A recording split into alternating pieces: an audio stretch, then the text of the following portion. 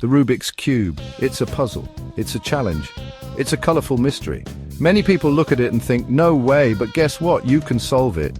With this easy tutorial, you'll be twisting and turning your way to a solved cube in no time. Don't worry, it's not magic, just simple steps. Ready to dive in? This guide will break down the process into bite-sized pieces. We'll start with the very basics, so even if you've never touched a Rubik's Cube before, you'll be able to follow along. We'll use easy language and clear instructions. The first step is understanding the cube itself. It's not just a random jumble of colors. It's a cleverly designed puzzle with layers, pieces, and patterns. Once you understand how it works, solving it becomes much easier.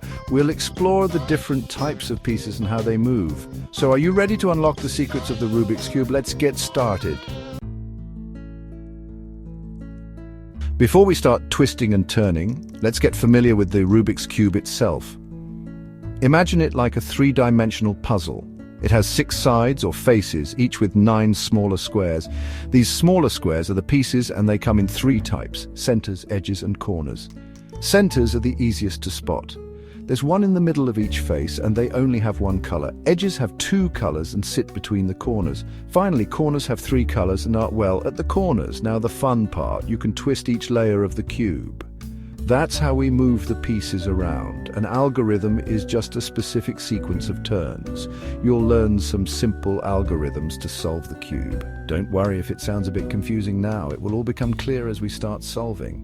Remember, practice makes perfect. The more you twist and turn, the quicker you'll get the hang of it. Let's get started with solving. Our first goal is to make a white cross on the top face of the cube. Find the white centerpiece. That's your starting point. Now look for the white edge pieces and try to match them with the white center. To move the pieces, we'll use some simple turns. For example, turning the right face clockwise is called R. Turning it counterclockwise is R. We'll use these notations to describe the algorithms.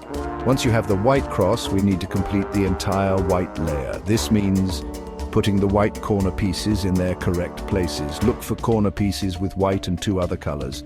We'll use a simple algorithm called RU to position them correctly. Just follow the turns carefully. Congratulations, you've completed the first layer. It might not seem like much, but it's a huge step. Take a moment to appreciate your work. Now let's tackle the middle layer.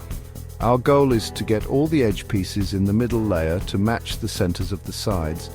Don't worry about the top layer just yet. We'll come back to that later. There's a handy algorithm that will help us here. UF. This might look complicated, but it's really just a sequence of turns. Practice it a few times and you'll get the hang of it. With the middle layer done, we're getting close to solving the entire cube. The next steps involve creating a yellow cross, completing the yellow face, positioning the yellow corners, and finally orienting all the pieces correctly. Remember, practice is key. Don't get discouraged if you don't get it on the first try. Keep practicing and you'll be amazed at how quickly you progress. Soon, you'll be solving the Rubik's Cube like a pro.